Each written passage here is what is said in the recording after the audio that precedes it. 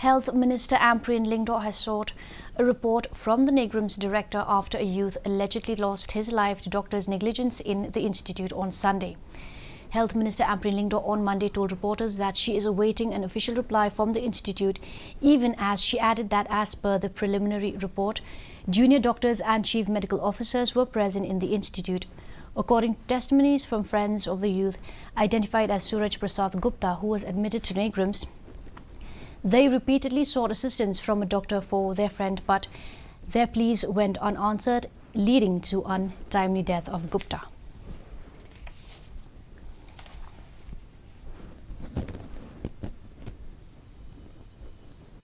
Situation that occurred in Neigrihms, there were junior doctors already on duty that evening, and there were CMOs or medical officers already also attending to the patient.